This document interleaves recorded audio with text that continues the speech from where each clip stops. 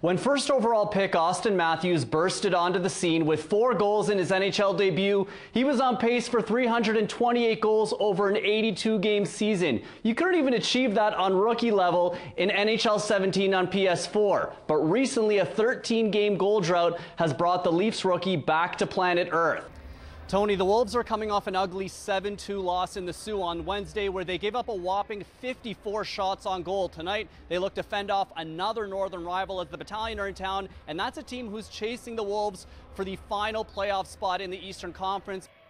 Welcome back live inside Sudbury's Ben Avery Gym for a massive opening season night of OUA Hoops at Laurentian. The women right now are in the final minute of the first half. They're trailing 34-32 against Western.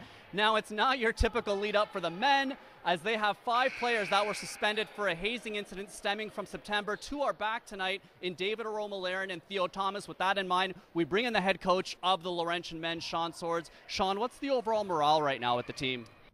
Game 7, the Chicago Cubs and Cleveland Indians were both hungry to exercise World Series demons of epic proportions. The one guarantee of tonight was that the weight of baseball history would finally be lifted off the shoulders of one of these franchises to Cleveland for the game we've all been waiting for. The Cubs looking to give their loyal fan base its first World Series crown since 1908, while the Indians going on 68 years without a championship. Nishikori and Murray exchanging ground strokes, but it's Nishikori.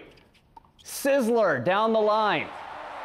All the momentum on his side. Now tied at 5, Nishikori with a chance to break. Handcuffs Murray on the return and then draws him to the net. Nishikori, look at this incredible stab volley. Grabs the critical break. We skip to match point. Nishikori was dictating the rally. A man on a mission. Eventually draws the air from Murray as Nishikori upsets the world number 2 in a 5-set thriller. Now, after winning the French Open, Novak Djokovic was basically considered invincible in tennis, but Andy Murray's remarkable run of late has dethroned Djokovic of his #1 ranking. So for the first time ever, the ATP year-end championship was between the top 2 players with world #1 at stake. All right, switching our focus now to the OHL, where the Sioux Greyhounds might have just forgotten what it feels like to play at home. They haven't been at the SR Center since October the 22nd after hosting the World U17 Challenge, but they're back there tonight, and we go live now to CTV's Lincoln Loudon for your game day report brought to you by Rascal Nut and Bolt. Lincoln, the opponent tonight couldn't be more ideal for the Hounds. We begin with a nerve-wracking Monday for the Toronto Blue Jays. Playoff doubts are creeping in with the team reeling. Now, normally playing a last-place team should remedy the situation unless it's the Tampa Bay Rays who are considered the Jays' kryptonite. 2 out, Joey bats. See ya! Bye! Right off Jake Odorizzi. His 18th of the year barely clears the wall.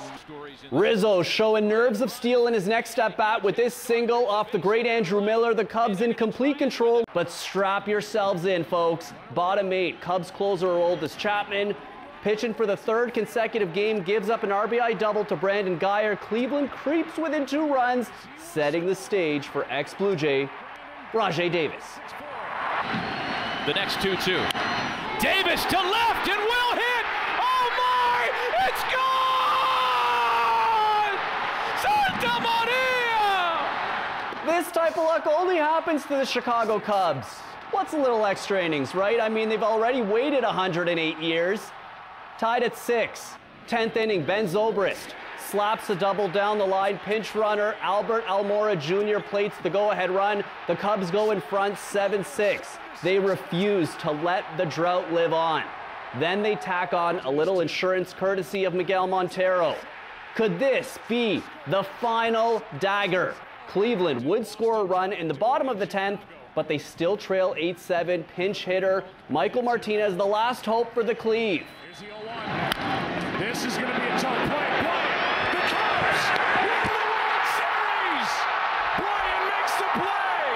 It's over! And the Cubs have finally won it all! 8-7-10.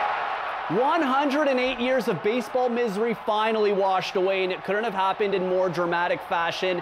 This will forever go down as perhaps the most iconic sports moment in my lifetime, and that is the beauty of being a sports fanatic. DeMar DeRozan is playing a level of basketball that legends are made of. His 34 points a game has only been sustained for an entire season by the likes of NBA greats Wilt Chamberlain, Kareem Abdul-Jabbar, Bob McAdoo, Michael Jordan, and Kobe Bryant. Third quarter, DeRozan right at James, right in his grill. Strong finish. James returns the favor by spinning past DeRozan for the cramp. DeRozan trying to pick up James in transition, but he can't stop the King. Don't worry, D-Row, no one can. Brown slips around Aaron Ekblad. Softy coming up on Reimer.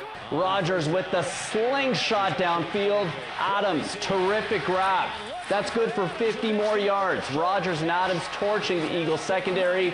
Pretty painful highlights to show as an Eagles fan, but the Packers were unstoppable tonight. They cruised 27-13.